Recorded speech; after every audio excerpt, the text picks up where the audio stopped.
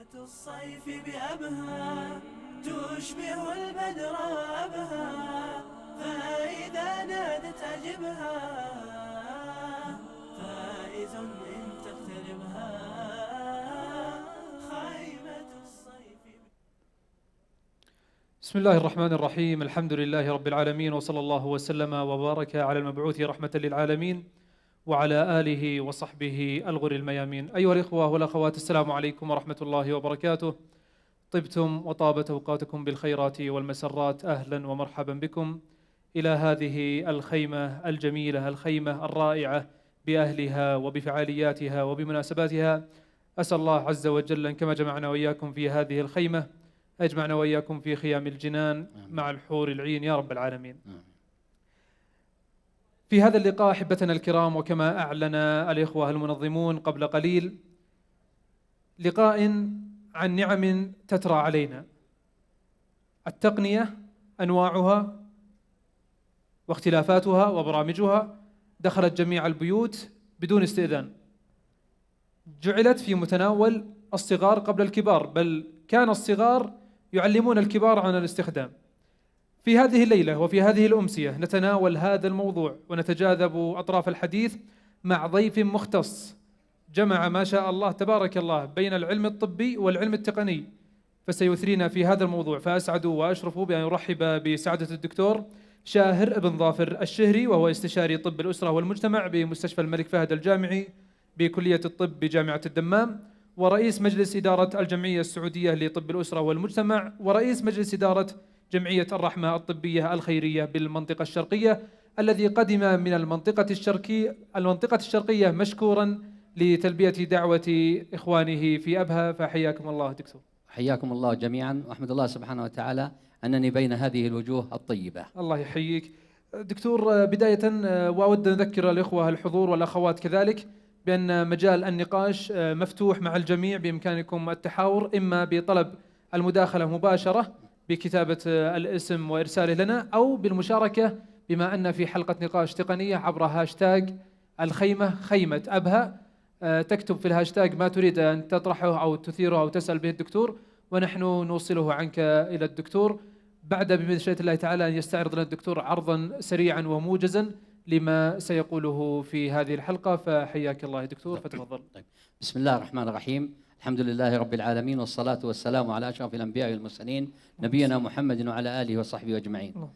يعني اليوم جيتكم يعني من درجات 50 والحرارة الشديدة إلى ما ترونه الآن في أبها وفي الجو الجميل. حتى صباح اليوم أنا نازل من الطائرة وأشوف البراد ماني مصدق أنا موجود ولا لا. وزادني أيضا متعة أني أتيت إلى ليس فقط سياحة الأجساد، ولكن حتى سياحة القلوب في مثل هذه الخيمة كما نراها في صورتكم التي وجدتها على النت. طبعا موضوع القيم في عصر الأجهزة الذكية حقيقة التحدي الكبير أمامنا جميعا في هذا. ليس قضية الأجهزة أو التعامل مع الأجهزة أو ضبط الأجهزة كما كنا نقول أو غيره. التحدي أكبر من هذا، كيف نعيش وسط هذه الأجهزة. إنه تحد تربوي لكل فرد منا. ولذلك لو استعرضنا هذا اليوم، أنا كما ذكر الأخ يعني نود أنه يكون الاستعراض حواري أكثر من أنه استعراض معلومات، لكن لا بأس في البداية أن نقدم ببعض الأشياء التي قد تثير وتجعلنا يعني نتساءل مثل هذه التساؤلات.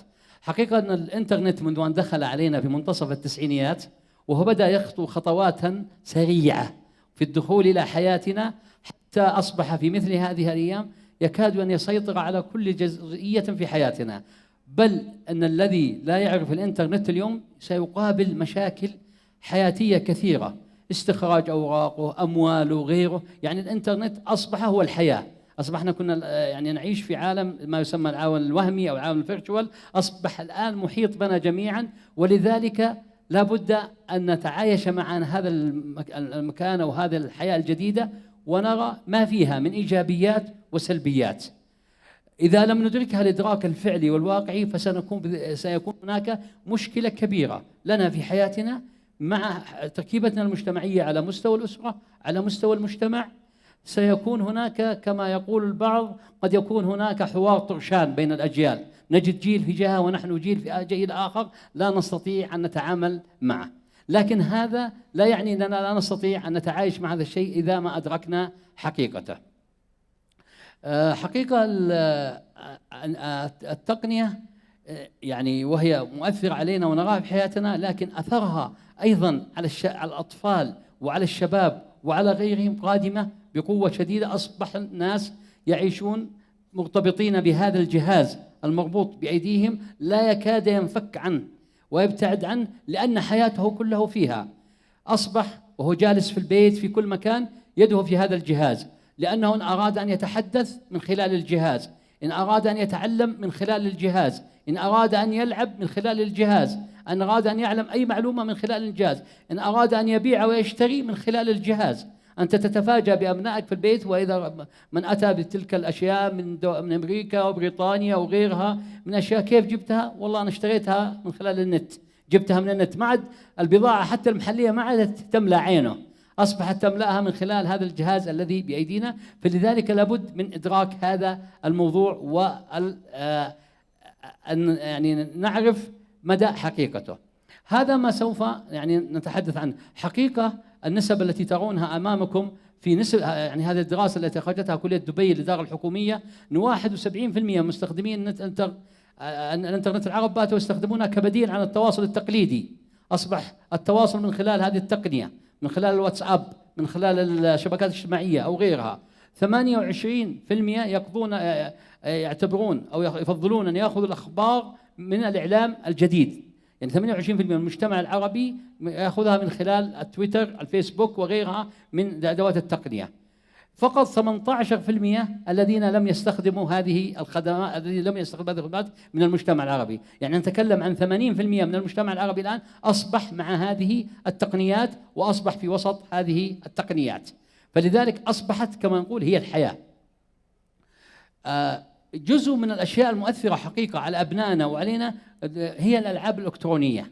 الألعاب الإلكترونية أصبحت كنا نراها لعبة، يشتري السيدي يركبه ويلعب يا مع نفسه يا مع أحد معه حوله، وكنا نحرص نشوف السيدي نشتريه نشوف ايش فيه، هل في شيء ما في شيء. القضية لم تصبح كذلك. عندما انتقلنا إلى الأجيال المختلفة في هذه الأسباق، عندما أصبح ما يسمى البلاي ستيشن 3 والآن بلاي ستيشن 4 وغيره، أصبح هذا الابن أو هذه البنت، هذا الطفل أو غيره يلعب مع العالم كله.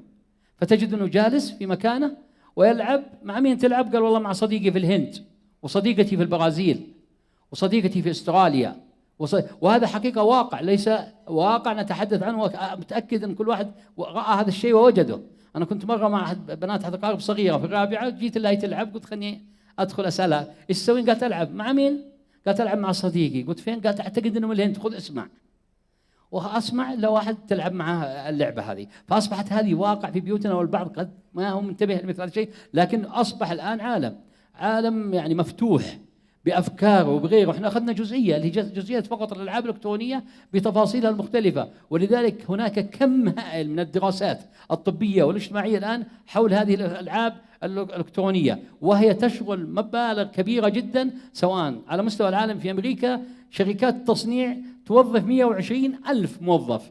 إذا جينا على حجم الإنفاق في السوق السعودي الإلكتروني، $400 سنويا تنفق، أي ما يقارب في السوق السعودية 3 ملايين لعبة إلكترونية في العام الواحد، 10,000 لعبة أصلية والبقية أيضا مصنعة. فهناك أيضا هدر أموال فيها. أسواق المملكة استوعبت حوالي 1,800,000 جهاز بلاي ستيشن. وهذه دراسة قديمة، الآن أكثر في هذا. أكثر من 40% من البيوت السعودية تضم جهاز واحد على الأقل. يعني هناك جهازين، لأنه كل ما جاءت الفرجة الجديدة أخذوا فيه وظهروا في هذا.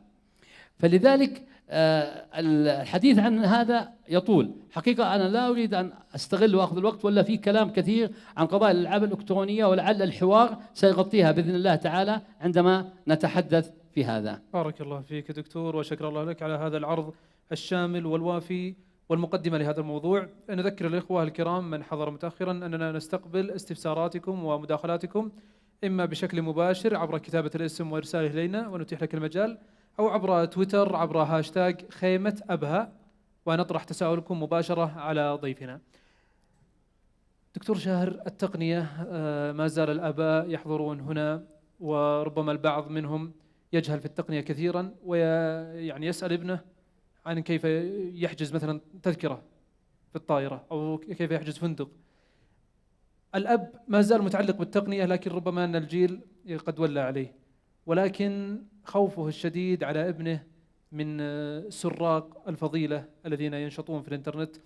لا يريد أن يمنع ابنه فيمنع منه التقنية ويمنع منه الحياة ويمنع منه الخدمات، ولا يريد أيضا أن يفتح الباب على مصراعيه ويسلك الابن مسالك. نسأل الله أن يحمي أبنائنا وأبناء المسلمين.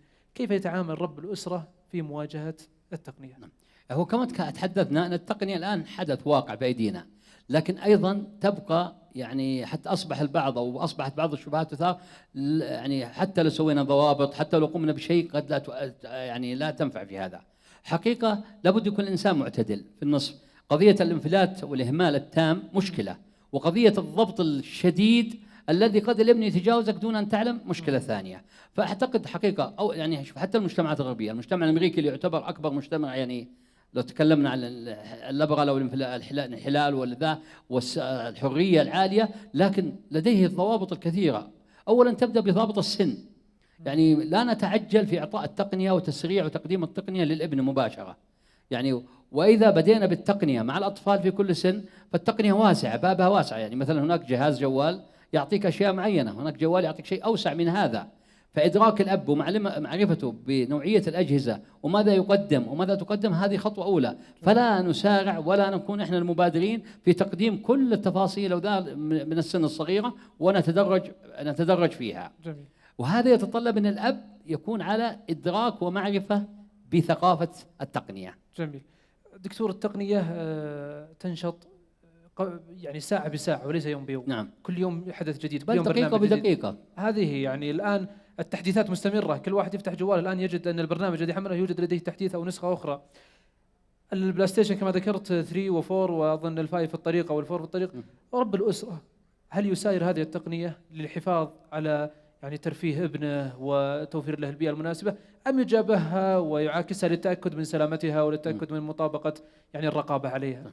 طبعا الدراسات في المجتمع الأمريكي والمجتمع الأمريكي كما نحن نأخذه كمثال الحرية في أعلى، الدراسات توجد نسب عالية من الآباء يشاركون أبنائهم، وعندي أرقام هنا موجودة، يشاركون أبنائهم اللي هو مثلا اللعب، مثلا كمثال اللعب على التقنية والمشاركة فيها. واحدة من أسباب يذكرونها، السبب الأول الرقابة الغير مباشرة. أنت لما تلعب مع الابن اللعبة هذه والثانية والثالثة فأنت عارف إيش قاعد يسوي وأنت تراقبه بطريقة غير مباشرة، تكتشف شخصيته. الثانية أن بعض الأبناء يريد يعني يستمتع أن أبوه وأمه اللي حوله يلعبون معه ويدون هذا الشيء.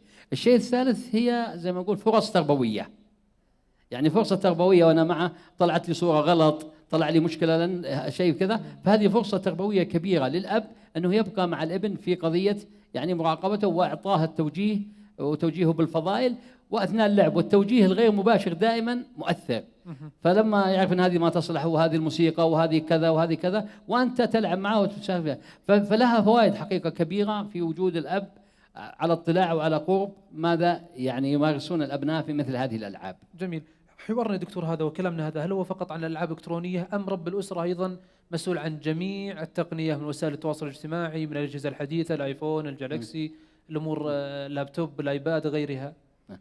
فيما مضى كنا نتكلم عن أشياء مفرقة، كنا نتكلم نقول والله الألعاب، نتكلم نقول والله التواصل، الإيميل، غيرها. لكن اليوم الخطورة الجهاز الواحد الذي بأيدينا، جهاز الجوال هذا شامل. كل شيء فيه شامل. فحتى لو جينا قلنا شبكات التواصل العام، من خلال شبكات التواصل الاجتماعي يحدث ترفيه وتحدث مشاكل وتحدث حوارات فهذا الجهاز أصبح جهاز يعني يدير عقل كل منا بما فيه من الأبناء، إلا نضع له الضوابط. والذي يرجع لدراسات الاجتماعية كما يقول الأسرة قبل خروج التلفزيون، يقول الأسرة كانت الجلسة جلسة دائرية، الجلسة مع بعضها، هذا يتحاور مع هذا وهذا يرى هذا وهذا لا. ثم بعد ذلك دخل التلفزيون إلى الأسرة فحولها إلى الجهاز، أصبحت الأسرة كلها تتجه إلى جهة واحدة. ثم بعد ذلك دخل على الأسرة بجوار التلفزيون الكمبيوتر، فأصبح أكثر من تشتت. ثم بعد ذلك دخل بعدها الجهاز الثالث اللي هو الجوال. ثم بعد ذلك رجعت هذه كلها اجتمعت في جهاز واحد، لكنها أصبحت أفرادا، كل واحد جلسة. يعني الآن ما عاد في لا مثلث ولا مربع ولا، كل واحد جالس وحده على جهاز وتواصل. فتجده عالي التواصل مع غيره، ضعيف التواصل مع الداخل. فاحنا لما الان يصعب انك تقول والله خلي الالعاب الالكترونيه وحدها وهذه وحدها، حديثنا شامل في هذا. جميل. دكتور، لعلنا نخصص الدقائق القادمه للالعاب الالكترونيه، ربما الكثير يجهل، انا اول واحد فيهم. يعني لما اصدق اني العب مع شخص في الهند بشكل مباشر او حادث، والعب اياه في لعبه، وربما اخبرني احد الزملاء انه يلعب كره قدم في فريق واحد، هذا في الرياض وهذا في نيودلهي. الان هذه الالعاب الالكترونيه دكتور بدات عندنا في السعوديه منذ القدم ولم نعلم عنها، ولا ما خرجت الا السنه هذه او السنتين هذه؟ لا طبعا الالعاب الالكترونيه قديمه، يعني ما يقارب تقريبا نقول من 20 سنه واكثر. والالعاب الالكترونيه ايام اللي يذكر كانوا يبيعونها على شكل سيديات وكذا، يشتريها اللعبه هذه واللعبه غيرها، الاقراص العاديه. الاقراص العاديه. فكان ذاك الوقت كنا نتحدث عن مشاكل داخل تلك الاقراص وبما فيها، وقلنا لكن كان ضبطها في ذلك الوقت اكثر بكثير من ضبطها اليوم.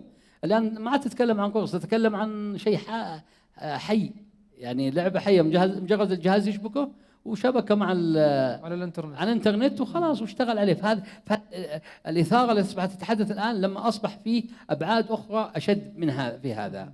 يعني الابن ليس في حاجه ان يطلب من ابيه ان يشتري له لعبه ليلعبها، فقط يشبك الجهاز على الانترنت ويتواصل مع غيره في هذا. كيف تكون الرقابه على اختيار الالعاب؟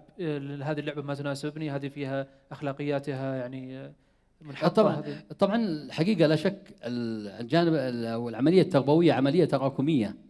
فنحن نبدا من الصغر من الطفوله، ولذلك يعني حقيقه معطيات التربيه الان اللي هو الوازع الداخلي او التربيه الايمانيه، حقيقه كنا نحتاجها في اي وقت، نحتاجها في الوقت هذا اشد من اي وقت مضى.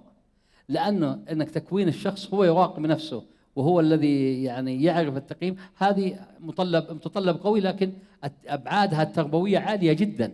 يعني في التركيز في الجوانب الايمانيه والربط بالله والعبادات، يعني الضخ الايماني القوي لابد منه في هذا الوقت.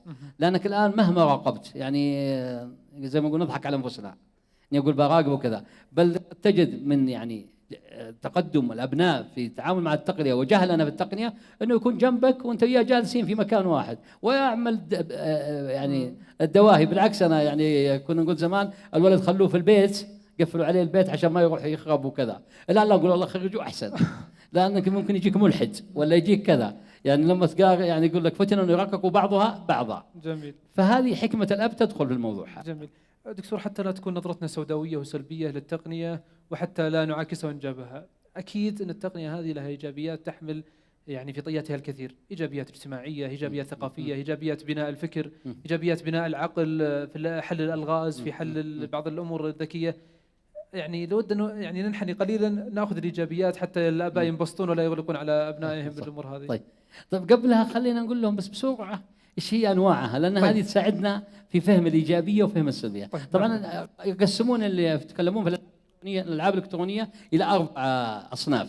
فالصنف الاول يسمونه صنف الغازي او المحارب، وهو موجود عندكم على الشاشه الان تشوفونه، وهو اللي فيها مثلا زي مباريات الكوره، زي قضيه الحروب، القتل، الكذا. هذا صنف، وهذا الذي الشخص فيه يريد ان يكون منتصرا في النهايه، لابد ان يحقق الانتصار.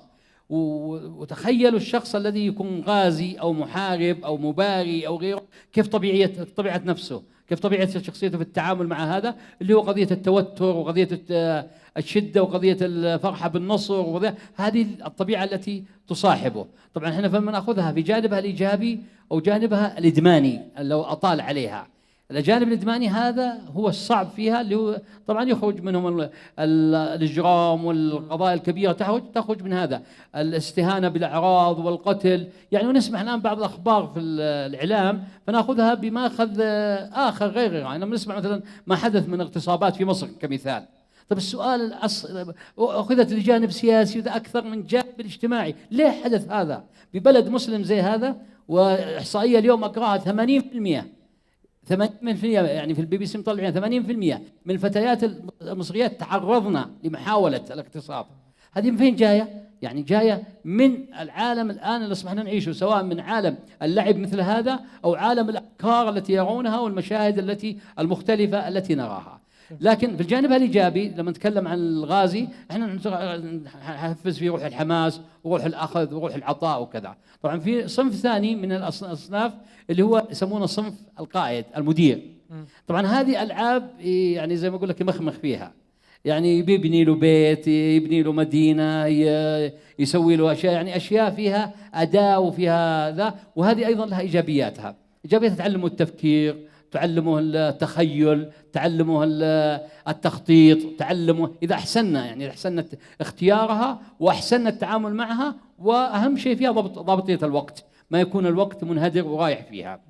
وفي الصنف الثالث اللي هو يسمونه المستغرب المتعجب، انه يعني يلعب لعبه تطلع نتيجتها فيها شيء يسمونها الشباب الواو، فيعني يطلع له شيء غريب ويطلع له شيء يعني تعطيه شيء من المتعه وشيء مختار انه طلعته شيء. فهذه نوع من الالعاب التي يلعب عليها الشباب.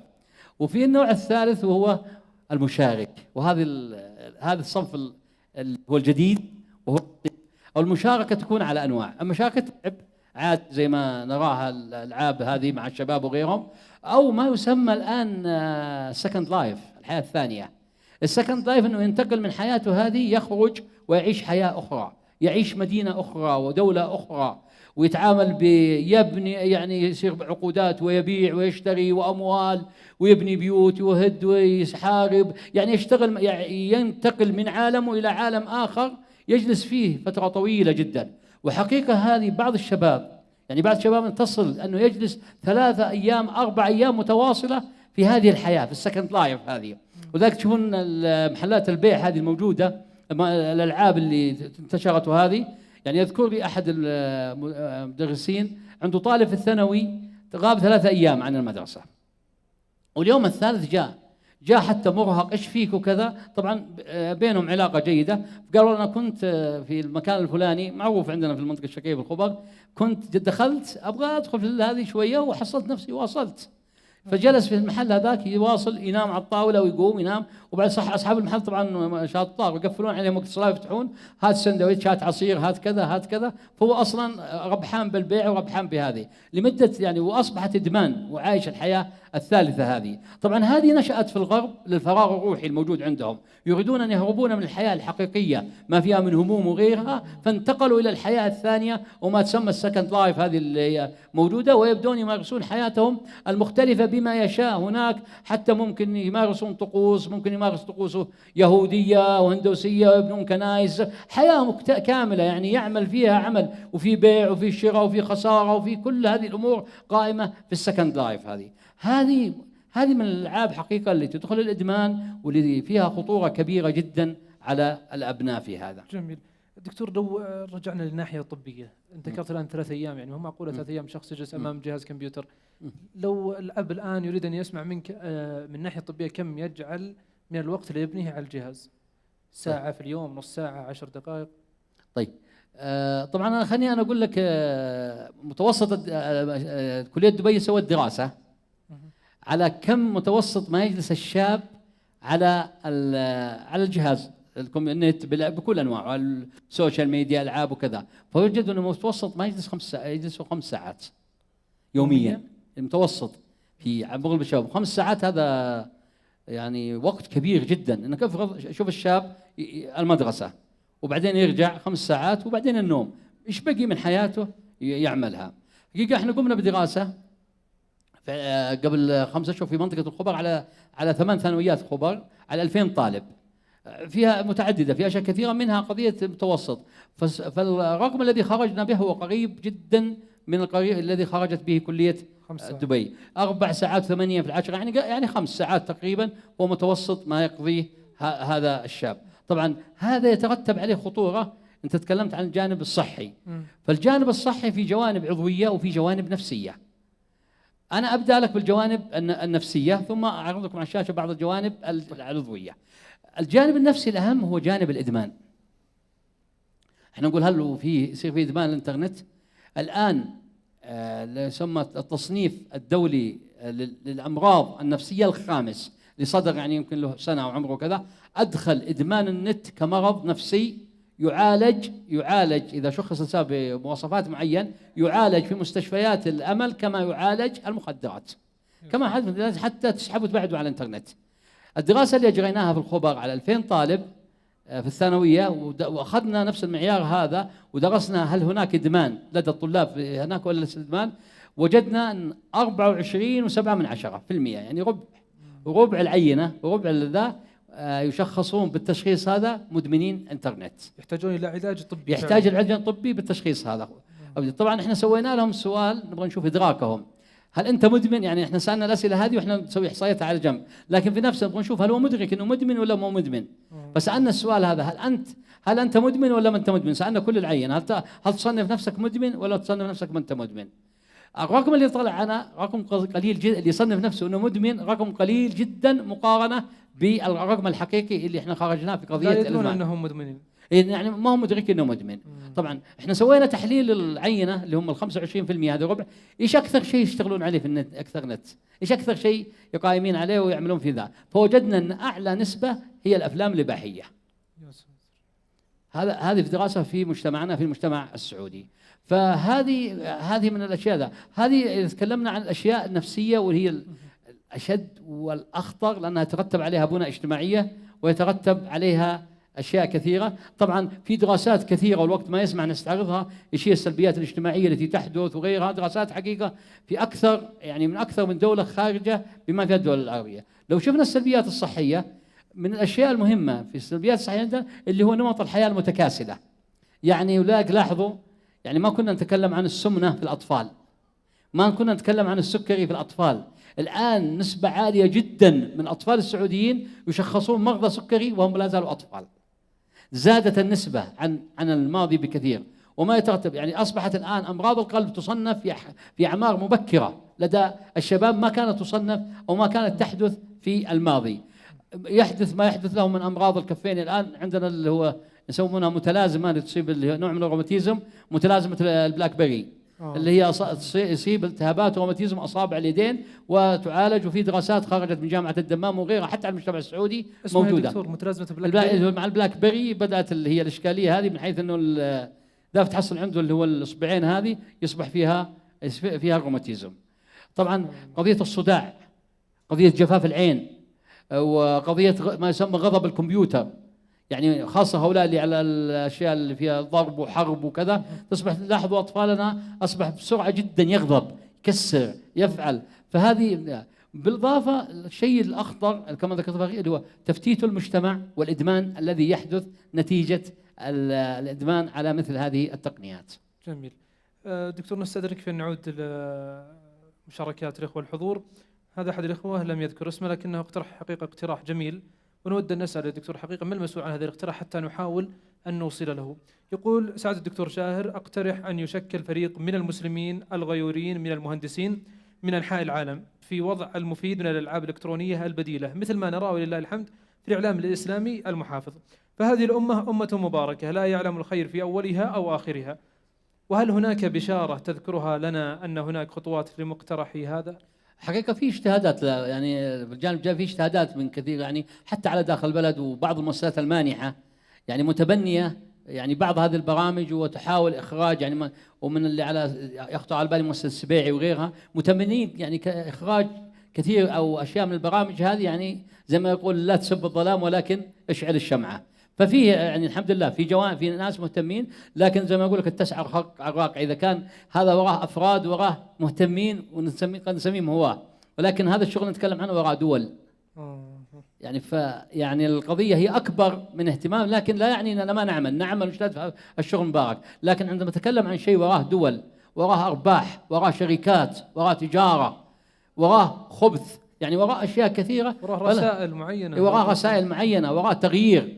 يعني فهذه الرسالة هي أكبر من رسالة أفراد، الرسالة رسالة مجتمع. ولله الحمد الدولة في الفترة الأخيرة انتبهت ترى كثير للموضوع هذا، وفي كثير من الدراسات الاجتماعية وغيرها التي تسعى لمعرفة كثير من الأخطار. وإحنا يمكن رأينا في الفترات الماضية ما يحدث من قضايا الإلحاد، من قضايا تويتر وغيرها من الأشياء، هذه كلها كانت هذا النتيجة. لكن الآن أصبح يعني فيه اهتمام على مستوى الجامعات، فيه اهتمام على مستوى وزارة الداخلية وغيره في قضية رصد مثل هذه الظواهر ومعرفة كيف يعني العمل عليها. دكتور، الوقاية لا شك أنها خير من العلاج. من هي الجهة المسؤولة؟ لا شك أن أكيد إن شاء الله من بيننا أحد الغيورين ويريد أن يوصل صوته لمثل هذه الجهة، من الجهة المسؤولة والمخولة بالدرجة الأولى من الجهات الحكومية عن مثل هذه الأمور؟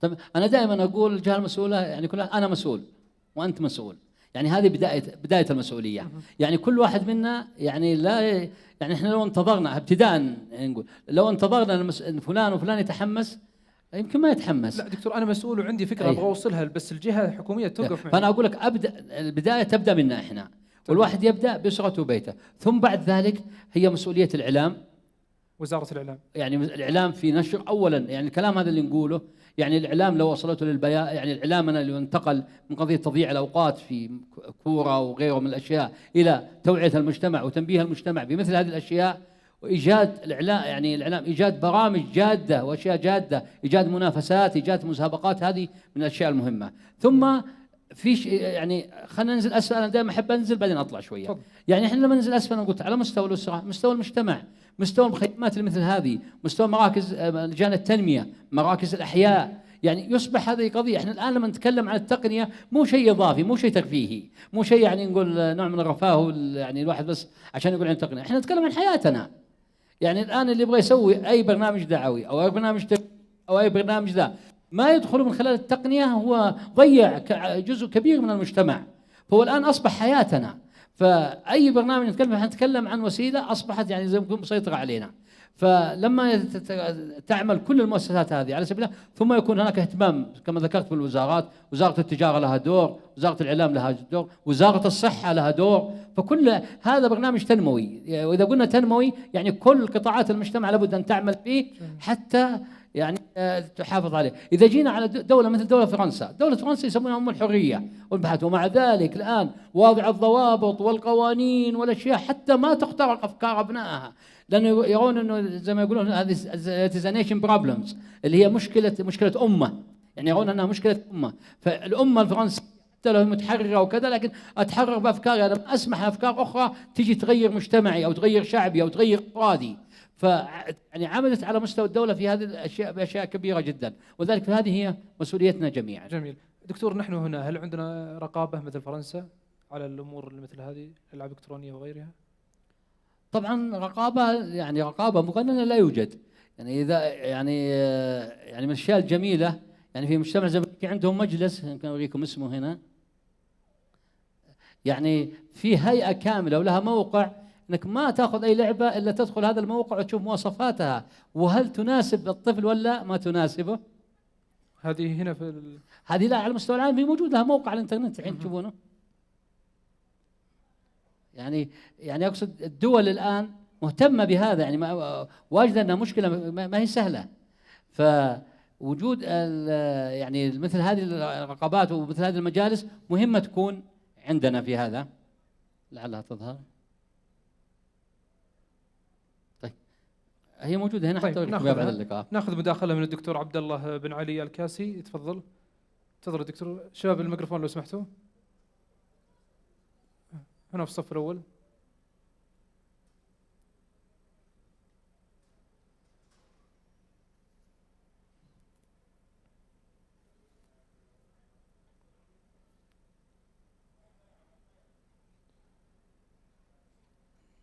بسم الله والحمد لله والصلاة والسلام على رسول الله. بداية أشكر لمنظمي هذه القيمة المباركة هذه الاستضافة المباركة لسعادة الدكتور شاهر، وسعادتي كبيرة جدا بلقياه في هذه الليلة بعد طول انقطاع.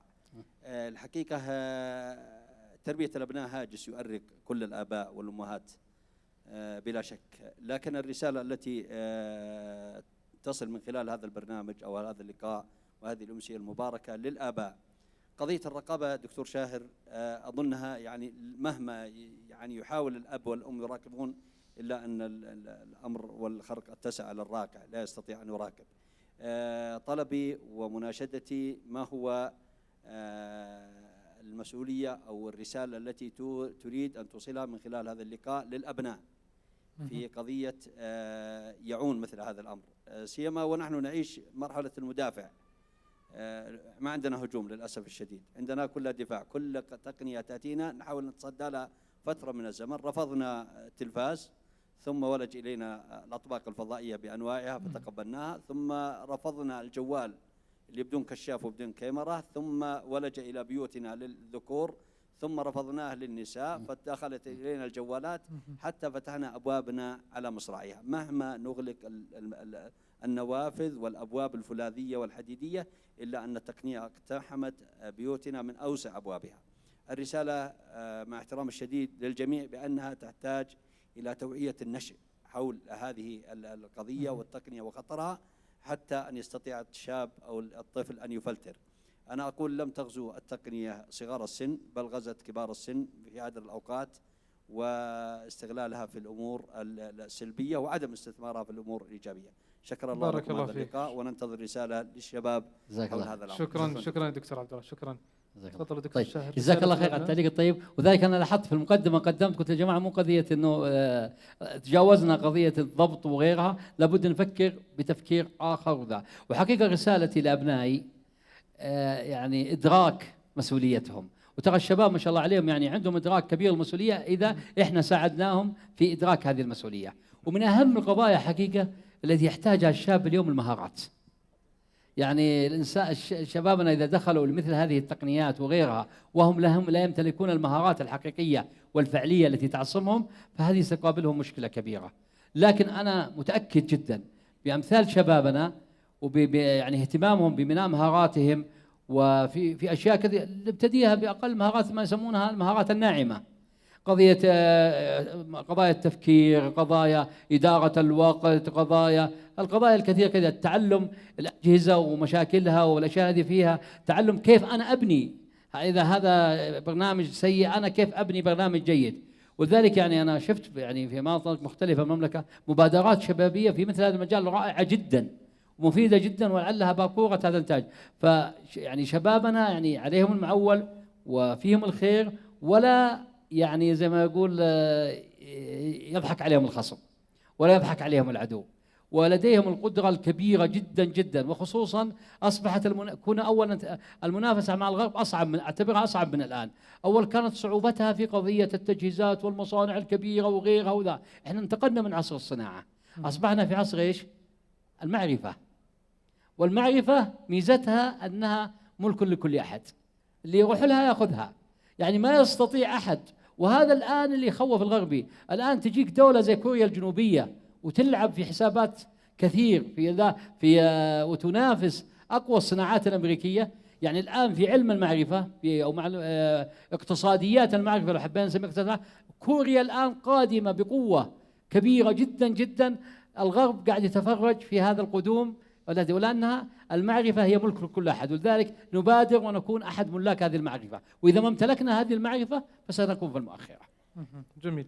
دكتور، الأخ أيضا لم يذكر اسمه يسأل يقول: ما دور تذكير الأبناء بالخوف من الله واليوم الآخر والقبر؟ هل ينفع ذلك في ظل هذه التقنية؟ نعم، يعني القرب يعني تذكيرهم بالله سبحانه وتعالى، بالصلاة، بالعبادة، بالقرآن. ترى هذا الممتلك اللي نختلف عن بقية الأمم يا جماعة. يعني هذا الممتلك الكبير جدا ولا نيأس. هو مشكلتنا احنا ما نصبر، مشكلتنا نيأس، نذكره مرة ومرتين وألف وألفين وثلاثة وأربعة. وترى ابن مسلم نشأ في بيت مسلم، نشأ في بلد مسلم، هذه كلها موجودة.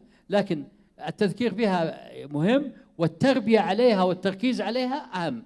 ممتاز. دكتور، السؤال هنا يعني الابن لو استخدم التقنية في غير ما يرضي الله أكيد بيكون في الخفاء. يعني لو الأب وجه له نصائح مباشرة: اتق الله وتذكر عذاب القبر، يعني سيشك في أبيه أنه يراقبه. لكن كيف يوصل الأب رسالة مثل هذه دون يعني أن تكون رسالة مباشرة؟ هل يضع له مثلا رسالة في هدية؟ هل أنت لا تكلموا على الأجهزة، تكلموا على العبادة ابتداء، على القرب من الله، يعني بشكل عام. بشكل عام. فهو الإنسان إذا صلى وتعبد وقرأ القرآن انتهى. فيعني مو شرط أن نقول والله اتق الله يا ولدي لا تلعب في الجهاز وكذا. نذكره بعموم التقوى وبالعبادة والمحافظة على الصلاة والجماعة والصيام والتعجيل بالزواج للأولاد والبنات. ترى هذه مصيبة كبيرة في المجتمع يا جماعة، والآن أشد إصابة وأشد مصيبة. يعني التعقيدات اللي قاعد يصنعها المجتمع في قضايا الزواج وغيرها ترى قاعد يزيد في المصيبة وقاعد يزيد في المشكلة. احنا لابد يكون عندنا شجاعة ونكسر كل هذه الأشياء التي فرضت علينا. غرس قيم من الصغر، يعني من الصغر والاستمرار فيها. التذكير يعني حتى الكبير يحتاج التذكير. إذا الصحابة بعض يقول تعال بنا نوم من ساعة. جميل. لكن دكتور أنت ضد أن توجه رسالة مباشرة يا ولدي لا تدخل على الموقع هذا، يا ولدي لا. لا ممكن توجه رسالة مباشرة، لكن أعرف وقتها وأعرف ما وقتها، لكن ما يصير أقصد يعني أنك يا توجه رسالة مباشرة يا ما توجه. بالعكس الرسالة المباشرة تأثر برضه. جميل. أيضا أحد الحضور دكتور يسأل يقول هل من مراجع يفيدنا بها الدكتور لمعالجة مثل هذه السلبيات وهذه الأجهزة؟ مراجع كتب أو مجلات؟ طبعا الكتابة إلى الآن حقيقة حديثة في المجال هذا، ولذلك لما جيت أحضر الموضوع هذا رجعت للمراجع الإنجليزية أكثر من رجعت للمراجع العربية. يعني للأسف حتى أشياء عربية مكتوبة عنا مكتوبة بالإنجليزي، لكن اللي أوصي فيه اللي هو القراءة في هذه أو معرفة هذه الأجهزة ومعرفة معلوماتها، وإنسان يصبح عارف بها، مدرك لها، مدرك لأنواعها، يعني حتى يعني يطبق عليها ما يمتلك من مبادئ أخرى. يعني زوجتي قبل أيام رحت ركبت شيء ما أستخدمه، ركبت السناب شات. عارفين اسمه السناب شات؟ سناب شات لو نسوي إحصائية دكتور سريعة على الحضور اللي يعرف يا إخوان السناب شات تصير فائدة. لا برنامج سناب شات الآن هو موضة الآن، ليس كلمة، لا برنامج، زي برنامج تويتر سناب الآن. شات. الأخوة الحضور واحد. والله يا دكتور يبغى لنا دورة مكثفة في التقنية هنا. طيب. طيب. فأنا ركبته ليه؟ أنا شفته منتشر بين الشباب طيب والأولاد. دكتور لو تعطي بس نبدأ على السناب شات حتى. السناب شات هو عبارة برنامج زي الانستغرام لكنه مصور تصويري. طيب دكتور شنو انستغرام؟ ما أدري يعرفونك. الانستغرام هو الصور، يعني حوار أو شبكة اجتماعية في الصور. بس ايش اللي يفرق السناب شات؟ السناب شات انك تصور صورة عنك وترسلها، المتلقي يشوفها ثم تمسح، ما تبقى في جهازه. ما تبقى في جهازه. وهذه الآن هي الموضة اللي دايرة بين الشباب، بيسوون باستهبالات وكذا ويراسلوا البعض ويشوفونها. خطورتها انه البنت تبغى تراسل ذا وذا تقدر لا بالسناب شات تخدعها، تقول ارسل له صورة يشوفني وخلاص انتهت، ما تبقى بالجهاز. الهاكرز سووا برنامج الآن يوقف هذه الصورة يبقيها في الجهاز. فيعني أقصد معرفة الأشياء هذه يعني مهمة جدا. يعني قضية الآن مثلا الآن لو قلنا الآن إيش هي الموضة، إحنا قلنا نتكلم قبل فترة إن الموضة الدائرة بين الشباب هي تويتر. لا أكثر شيء الآن خاصة البنات الانستغرام. والانستغرام صاروا يحطون فيه موضات وصور وطبخات ومدري إيش وأشكال يعني وعد صارت البنت يعني كاميراتها بيدها تطبخ الطبخه وتصكها بالصوره عشان تشوفونها زميلاتها انها اشتغلت وكذا. فمعرفه ايضا هذه الاهتمامات وكذا تجعلنا عايشين الحياه. حتى هو مشكله الجيل لما تتحدث معه يقول انت قديم ايش دراك ايش عرفك، لكن لما تتحدث معه ويعرف انك تتكلم عن شيء وانت شايفه وانت مواكبه وانت عارفه يختلف الوضع.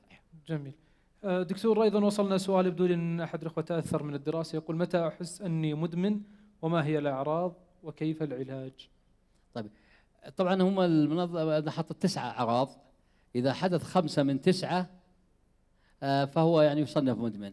أنا يعني أقولها بعضها بسرعة. هي أول شيء إذا وجد الإنسان أول شيء ارتباطه الدائم بالجهاز. الشيء الثاني إذا كان في شغلة ثانية مثلا يبغى يروح يصلي مثلا، يبغى تخلص الصلاة بأسرع وقت عشان يرجع للجهاز. إذا كان سيطر عليه في وقته في حياته، يعني خلاص هاجسه وهذا الموضوع جلسته في أكلته في شغله، يعني أصبح عايش هذا الشيء، فهذا مختصر ما يسمى الأدمان. لكن في هناك تشخيص طبي نسوي 5 أعراض من 9 أعراض إذا كانت موجودة في الشخص ولفترة محددة شخص أنه إدمانا. هل يستطيع دكتور العلاج دون أن يذهب إلى العيادة؟ إذا يعني وجد في نفسه هو هذه زي 5 المدخن إذا يقدر يبطل الدخان وحده زيه زي جميل. جميل. يعني هو الإدمان هذا مو أعراض انسحابية مميتة زي المخدرات وغيرها، لكنه أحيانا يحتاج إلى أحد يساعده في تعديل السلوك. جميل. يدعمه، يعني يحتاج التحفيز والدعم وكذا. لكن بعض الناس يعني ما شاء الله عليه. جميل. من ضمن المشاركات التقنية التي وصلتنا عبر تويتر هذا الأخ محمد يقول لماذا لا توجد جمعيات تختص بالتقنية؟ لا توجد جمعية للمبرمجين السعوديين مثلا أو جمعية لعشاق الألعاب الإلكترونية مثلا حتى يتم في جمعيات تقنية وحديثا نشأت. في كم جمعية في الإعلام الجديد، جمعية الإعلام الجديد، في كم جمعية ناشئة الآن. في موجود جمعيات. وفي تقنية، في جمعية تقنية اسمها التقنية المباركة، جمعية نشأت كاملة في قضايا اهتمام بالتقنية وكذا، لكنها تخدم القطاعات الخيريه، يعني مثلا قطاع خيري يبغى يكون عنده برنامج تقني ولا حاجه كذا تخدمه. لكن جمعيه الاعلام الجديد فيه نشأت جمعيه الاعلام الجديد موجوده، فيه مجموعه اللي هم حقين شو يسمونهم البلوجرز هذول المدونين، مجموعه المدونين السعوديين، في اكثر من شيء في هذا. جميل. هذه دكتور جهود فرديه، لكن الجمعيه نفسها الاعلام الجديد لا، هي اظنها جمعيه علميه، جمعيه الاعلام الجديد نشأت في الرياض في احد الجامعات، ناسي والله وين هي. لكن يبدو ان الاعلام جمعيه علميه، يبدو ان الاعلام خذلها، ما ظهرت اعلاميا. ما اعطاها الاعلام حقها. جميل.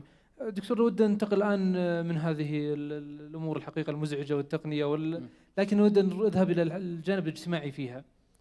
هل التقنيه ساعدت على الربط الاجتماعي ام التفكك؟ الناس الان يقولون لا والله ساعدت على التفكك الاجتماعي، لكن جانب اخر يقول لا الان وضعنا لنا جروبات في الواتساب وبرامج محادثه، صرت اتواصل مع العائله على مدار الساعه وارسل لهم اني فيه، وانا اذا سافرت يعني اول كنت اكلمهم كل يومين، لكن الان على مدار الساعه. فهل نقول الان انها يعني وصلت اواصر الترابط مع الاسره ام قطعت تلك الروابط؟ نقول كلام عام بعدين نقول كلام مخصص. اما الكلام العام على الشبكات عموما فهي استطاعت ان توصل للبعيد وتضيع القريب. يعني تجد الواحد في الشبكات الاجتماعيه في البيت جالس، انت هذا جالس مع فلان وفلان وفلان هناك، لكنه مع البيت منعزل عنه. يعني الغالب هذا اللي نراه في بيوتنا. يعني تجد انه حتى الاسره الان يعني معاناه، ان هذا على جهازه وهذا على جهازه وهذا على جهازه، هذه معاناه موجوده. لكن في دواخلها كيف توظيفها هذا ممكن. يعني اقول مثال، يعني مثلا الان شبابنا يحب التواصل المكتوب اكثر ما يحب التواصل المسموع والكلام كذا. طبعا لن اصلا ترى في خصائص الان، يعني يمكن الوقت ما سمعنا كذا معنا، اللي هو مثلا الان الجيل اللي من مواليد 1980 الى الان هذا يسمونه الجيل الرقمي اللي هو الديجيتال جنريشن. هذا الجيل الرقمي لو تقرون له مواصفاته، تركيبته العقليه، تركيبته الذهنيه، كيف يتلقى، كيف ياخذ المعلومه، مختلفه تماما عن غيره. يعني مثلا من المثال ما يحبون الشيء الطويل، يحبون الشيء القصير جدا. لذلك اليوتيوب هو القادم الان كاعلام مرئي الان، يعني كما يتوقع الكثير القادم الان بقوه هو اليوتيوب، لان اليوتيوب خلال 7 دقائق إلى 10 دقائق يعطيك الرساله. فلذلك تجدهم الشباب الان مثلا برامج اليوتيوب الموجوده عندنا واللي مشاهداتها بالملايين وغيرها، تجدها انها من البرامج البسيطه الساخره اللي لها يعني وقت 7 إلى 10 دقائق في غيرها. بهذا نستطيع أن نوظف بعض الأشياء. يعني بعض النصائح التي توصلها للأولاد بدل ما توصلها له بكلام مباشر، وصلها له بواتساب ولا وصلها له ذا. أنا وجدت حقيقة، أنا أتكلم عن تجربة شخصية، وجدت إني أتكلم معه مو حولي، فلما أحط الرسالة في الواتساب ولا غيرها إلا أشوف التعليقات عليها ولا خرجت وكذا، لأنه طبيعة الجيل هذا. يعني الجيل هذا طبيعته مثلا كان سريع الكتابة. شوف إحنا لما نجي نطبع على الجوال لكنه تحصله يكتب في هذا. فهم الآن التواصل الكتابي عندهم أكثر من التواصل اللفظي. جميل. فممكن توظيفها لإعادة بناء الأسرة، لكنها حقيقة أحدثت شرخ في التركيبة الاجتماعية للأسرة. ما دمنا في التركيبة الاجتماعية دكتور، الآن الآباء والأبناء زي ما ذكرت الجيل الرقمي والجيل ربما نسميه يعني الجيل العادي، الآن تلاحظ في فجوة وبون شاسع بين الأب والابن. يعني كيف الأب الآن يملأ الفجوة هذه حتى يصل يعني إلى علاقة مباشرة مع ابنه؟ والله الصبر والدعاء والسماع. يعني خليك يعني الإصغاء الكثير لهم والسماع منهم، اسمع حتى لو شايع زي ما يقول لك ما أنت لن ترغبانها ولا تبغاها ولا كذا، لكن ما عليك إلا تسمع تصغي له، لأنك أنت إذا ما سمعت له سيسمع له غيرك. فالسماع منه وعدم معارضته في يعني خليه يعني ينفتح لك ويعطيك أشياء، ومن خلالها بعدها يبدأ التوجيه. يعني الآن أنا نقول لعل الذي نحتاجه اليوم إعادة بناء العلاقة. يعني مجرد أن الأب يكون علاقته بابنه جيدة وقريب منه وكذا، هذه أولوية. لكن ما نطالب الأب دكتور أنه يكون يعني يتعلم التقنية هذه حتى يعيش مع المجتمع معه. أنا هذه قلتها في البداية، مهم أنه لازم يعايش التقنية هذه بقدر ما يستطيع، يعني بقدر ما يستطيع أنه يكون قريب من هذه التقنية. لكن حقيقة احنا نريد في الفترة هذه الواقعية. أنا بكرة عندي في النماس محاضرة في هذا الموضوع سميتها أبناؤنا وناطحات السحاب، ما بين طموحات الأبناء وإنجازات الأبناء.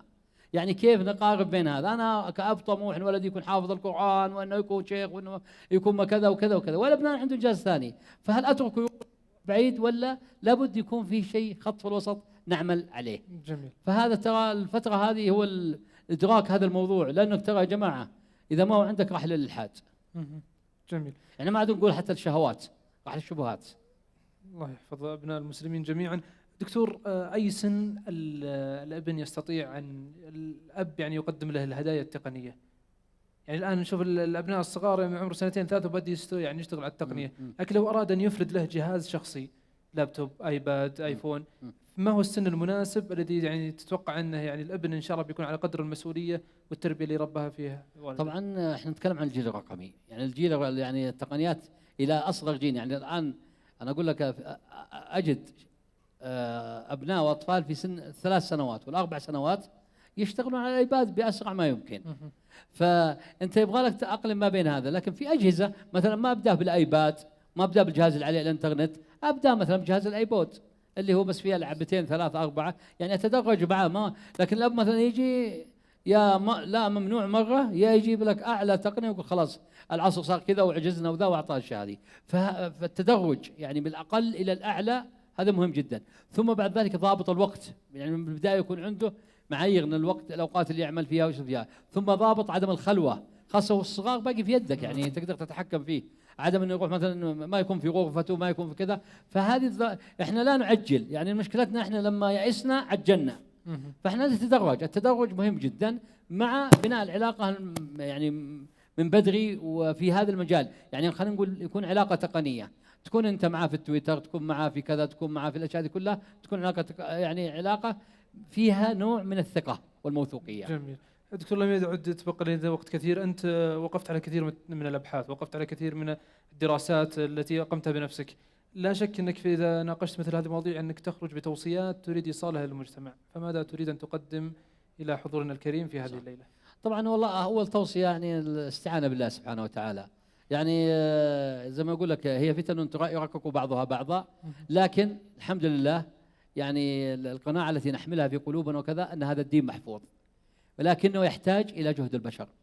يعني هذه من السنن اللي وضعها الله سبحانه، فإن نعمل في يعني شو اسمه تقريب الناس من هذا الدين وتذكيرهم به، لأن الناس مهما كانوا يعني يعودون إلى هذه الأشياء ويعودون إلى المكان الذي ينتقلون. ثم القرب من الأبناء، القرب منهم والصبر، يعني الصبر عليهم والتجاوز والتغافل أحيانا، لكن في حدود اني ابقي في الاطار اللي ما اكون انا عون للشيطان يكون عون عليه. ثم حقيقه النقطه المهمه الثانيه ايجاد البرامج. يعني احنا اذا ما شغلناهم شغلوا انفسهم في ايجاد البرامج للشباب، والتي يكون فيها الوسائل التقنيه يعني عنصر تجذبهم لها وتكون فيها. والبرامج يكون على مستوى مثل مكاتب الدعوه التعاونيه، مراكز الاحياء، لجان التنميه، على مستوى الجامعات. أنا الدكتور مشى كان قلنا له يعني عمادة شؤون الطلاب لها دور في الجامعات كبير جدا في قضية إيجاد مثل هذه البرامج، وإيجاد مثل مسابقات التميز في من بنى برنامج أو صنع، فتجد أنها أشياء. ثم بعد ذلك حقيقة التوصية للدولة، يعني أن هؤلاء أبنائها وهذا شبابها ولا بد أن يكون فيها من الواعين والمدركين هذه الأشياء مما يساهم في ضبط مثل هذه الأمور وتوجيهها التوجيه الصحيح والحسن. جميل. ناخذ أسئلة الحضور. هذا الأخ يقول: دكتور شاهر بعد التحية، قد تكون هذه الحلول مبكرة قبل الوقوع في الأضرار، فما العمل مع من هو واقع في المشكلة الآن؟ سددوا وقاربوا، هو التسديد والمقاربة. يعني يعني أعرف كثير من القضايا كذا مشاكل إنه يعني وصل إلى مشاكل، فهو ما دام يعني في مشكلة يعني نقول نسبتها 40%، يعني نسعى أنه ما تصير 60% ولا 80% ولا 100%، لكن لا ننسى أن أبناءنا هم أبناؤنا. يعني حدث منهم مشاكل ذا فلا نكون عون للشيطان عليهم. يعني الإنسان يكون مرن ويعني يحاول ويجتهد في قدر ما يحافظ عليه. يعني أنا ما قدرت أخليه 100% خليه 80، ما قدرت 80 خليه 60، ما قدرت أخليه 40. يعني اللي أقدر أسويه مهم جدا، لكن لا يأيأس. والنقطة المهمة الدعاء. حقيقة ترى احنا نقبل هذه القضية، الدعاء، وترى الدعاء حتى لو أبطأ الله سبحانه وتعالى سيجيبه وقتا ما بإذن الله تعالى. جميل جميل. دكتور هذا الأخ أيضا سيقول: متى أعرف، يبدو لي بعد ما وضعنا السؤال تو عن السناب شات استغرب، يقول: متى أعرف أني صاحب تقنية؟ هل يلزم أنه يعرف البرامج كلها حتى يكون رجل تقني؟ لا والله لا، ولا ما يستطيع الإنسان إدراك كل هذا الشيء، لكن أقل شيء فيما حولك، الأشياء اللي حولك. يعني ولذلك أنا من الأشياء اللي يعني أستخدمها واستفيد منها، لأني أنا ماني من جيل التقنية ولا أعرف التقنية أصلا، لكن الجلوس مع الشباب. يعني أنا بطابع عملي في الجامعة أنا يعني أحاول كثيرا أن يكون مع الطلاب ويكون بيننا يعني الواحد معهم علاقة فيها موثوقية، فستستفيد. يعني أنا استفدت كثير جدا من القرب من هؤلاء الشباب. يعني حتى بعضهم صار يعرف الاهتمام فيجي، يعني يجلسوا معك أو مجموعة في كذا، ايش نسوي، ايش نعمل كذا. فهذه القرب من الشباب هؤلاء هو جزء من معرفة التقنية وتعلم التقنية. هم التقنية بابها واسع جدا. جميل جميل، بارك الله فيك دكتور. الحقيقة حديث لا يمل، لكن الوقت داهمنا. إن كان من كلمة أخيرة قبل أن نختم هذه اللقاء تودي إيصالها إلى ضيوف هذه الخيمة المباركة. والله أنا حقيقة أشكر يعني الأخوان في هذه الخيمة على اهتمامهم بهذه القضايا، وهذا مو جديد عليهم. أنا حضرت العام الماضي وجدت ما شاء الله عندهم حتى اهتمام في التدريب والتطوير والأشياء هذه، وهذه حقيقة مبادرات ومساهمات إيجابية في مثل هذا المجال. وترى لا نحقرن من المعروف شيء، يعني والله سبحانه وتعالى ترى يبارك، يعني لله الحمد. يعني ما عمره، يعني ناخذ التاريخ الإسلامي، ما عمر المسلمين انتصروا على الكافرين بكثرة، لكن الله سبحانه وتعالى يبارك في الجهود. الحمد لله، بارك الله فيك. شكرا شكرا جزيلا يا دكتور. حضورنا الأكارم، كان هذا هو سعادة الدكتور شاهر بن ظافر الشهري، استشاري طب الأسرة والمجتمع بمستشفى الملك فهد الجامعي بكلية الطب بجامعة الدمام، ورئيس مجلس إدارة الجمعية السعودية لطب الأسرة والمجتمع، ورئيس مجلس إدارة جمعية الرحمة الطبية الخيرية بالمنطقة الشرقية. تحدثنا وإياه عن هذه التقنية التي كما قلنا سلفا أنها دخلت بيوتنا ودخلت إلى أبنائنا دون استئذان. لا نملك إلا الدعاء لأبنائنا ولأسرنا ونسائنا بأن الله يحفظهم ويسبغ عليهم نعمه ظاهرة وباطنة. في الختام أتقدم لكم بوافر الشكر والتقدير على حضوركم ومشاركتكم لنا وإثرائكم كما أتقدم بخالص الشكر والتقدير والعرفان إلى الإخوة المنظمين لهذه الخيمة. أسأل الله يجمعنا وإياكم كما جمعنا في هذا المقام، يجمعنا وإياكم في الفردوس الأعلى من الجنة مع النبيين والصديقين والشهداء، وحسن أولئك رفيقا. في الختام لا يسعنا الحقيقة إلا أن نجدد ونكرر الشكر لكم. سبحانك اللهم وبحمدك، نشهد أن لا إله إلا أنت، نستغفرك ونتوب إليك. نستودعكم الله، والسلام عليكم ورحمة الله وبركاته. خيمة الصيف بأبها تشبه البدر أبها، فإذا نادت أجبها، فائز إن تقتربها.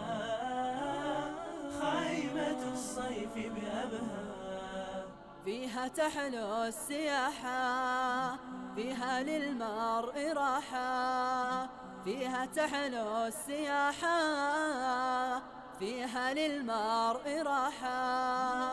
إنها خير استراحة تكسب القلب انشراحا، إنها خير استراحة.